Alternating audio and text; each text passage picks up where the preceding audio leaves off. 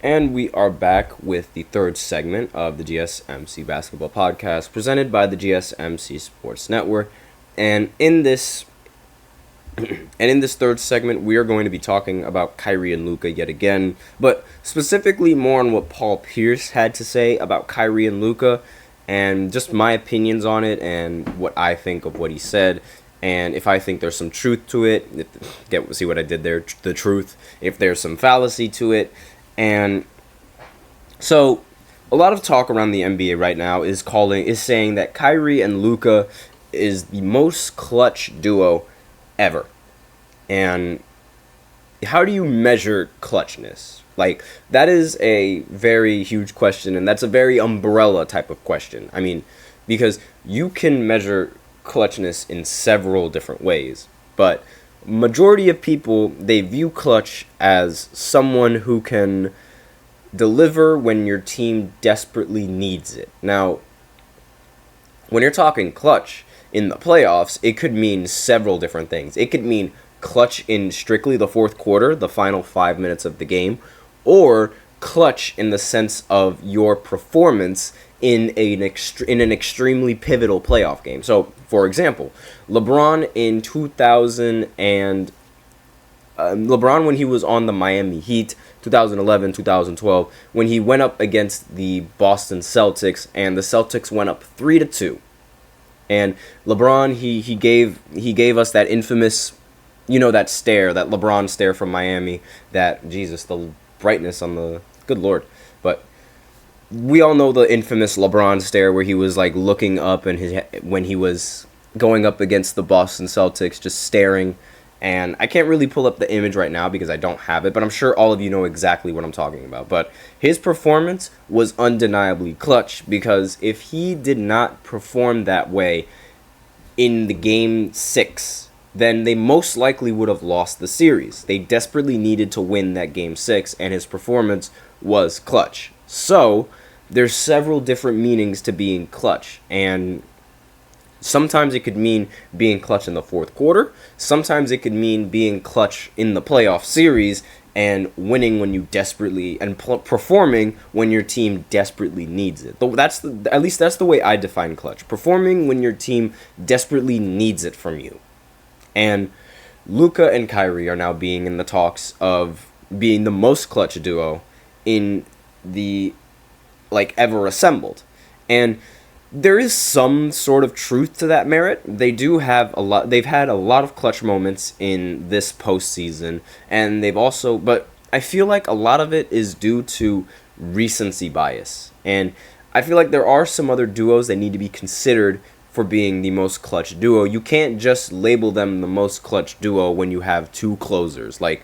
There needs to be a little bit more to look into that. Now, Paul Pierce had something to say about this, and he believes that, well, okay, if I can actually switch out the slide, there we go. He believes that Ray Allen, and Jesus, I don't know why the slides are just not in the right spot. There we go. He believes that him and Ray Allen are the most clutch duo ever in the NBA, and that is wrong. I'm just adjusting the image real quick, so don't mind me. That is wrong on every single aspect you can possibly think of. The quote is, "Me and Ray Allen have something to say about that." I don't know what it is about Paul Pierce, but he is he is a Hall of Fame hater. He hates on absolutely anything and anyone in the NBA. I don't understand what is wrong.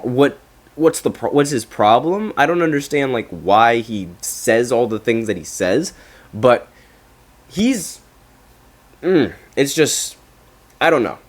His takes are very, very questionable. I mean, he thinks that he had a better career than Dwayne Wade. He thinks that he once said that Steph Curry is a wing instead of a point guard. He says a lot of crazy things. He says a lot of things that just don't necessarily make the most sense. And this one is one of them. I mean, saying that him and Ray Allen are the most clutch, are one of the clutch duos in NBA history, one of the most clutch duos in NBA history. I can't name a moment where I thought, oh, Paul Pierce was super clutch. Oh, Ray Allen was super clutch in the exact same series in the same season. I can't think of a single moment where those two. I mean, I can name a lot of moments where individually Paul Pierce has been clutch, and I can name moments where Ray Allen individually has been clutch, but both of them put together, like on the same team, I can't say that, simply because they've had, like, one of the things that this Celtics team benefited from was having a god squad, essentially. Like, they had Rondo, who was an extremely underrated point guard at the time, and is an extremely underrated point guard of all time. They had Kevin Garnett as well, who was a phenomenal defender, has won Defensive Player of the Year before, and also won the MVP while on the Timberwolves. And when you have all of that on your team, yes, you can still be clutch, but at the same time, there's not as much pressure on you. Similar to how there's not as much pressure on them compared to the pressure that Kyrie and Luka have had to deal with. Because Luka and Kyrie, if they do not perform, then their team is done. But for Paul Pierce and Ray Allen, they have other stars to fall back on, especially in the postseason with Rondo. Playoff Rondo is real. They had playoff Rondo to fall back on, and they also had Kevin Garnett to fall back on as well. They had options. Similar to how Kevin Durant, when he was on Golden State, he also had several other options, which alleviated a lot of pressure coming in from the rest of these, coming in from him. I mean, when in 2017 and 2018, in Game 3, Kevin Durant hit a buzzer beater which sealed the game. Like, in both of those games, in both 2017 and 2018. And, like, those shots gave him that clutch reputation, along with the game-tying shot in Game 7 as well against the Milwaukee Bucks when he was on Brooklyn.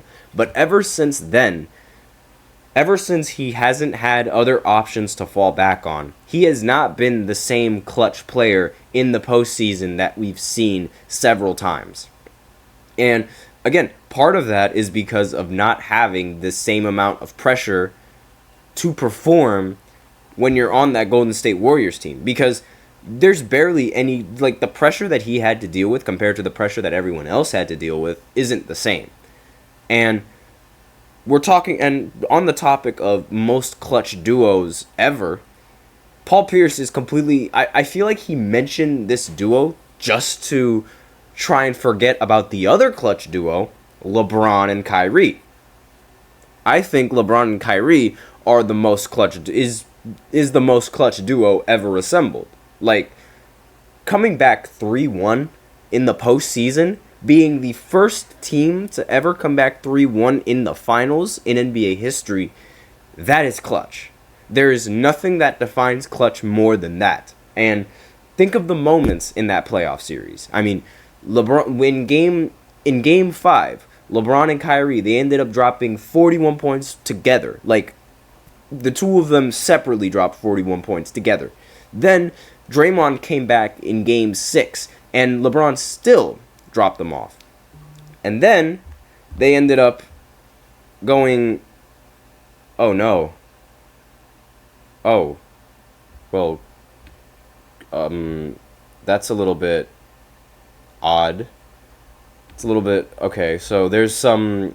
Thank you, Crucial PG in the chat for that. I just got the ESPN notification, but there is some breaking news that I would like to bring up just a little bit. So,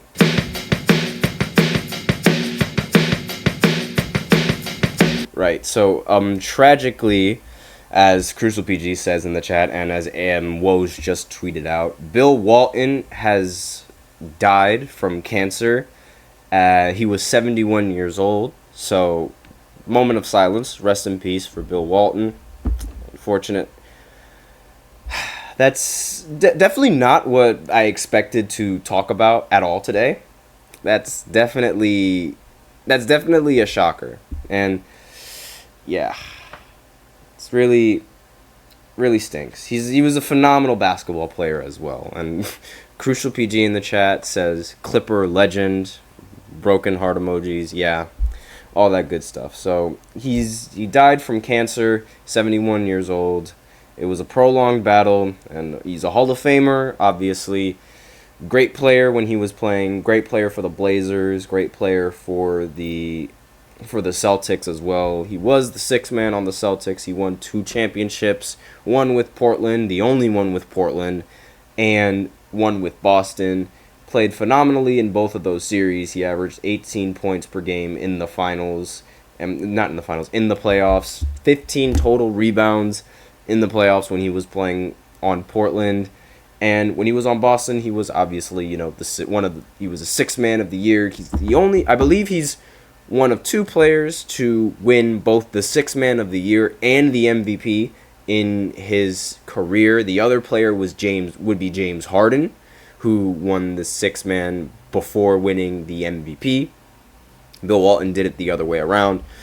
So unfortunate for him, and unfortunate for the rest of basketball. With that, we are unfortunately out of time for this third segment. Definitely did not expect that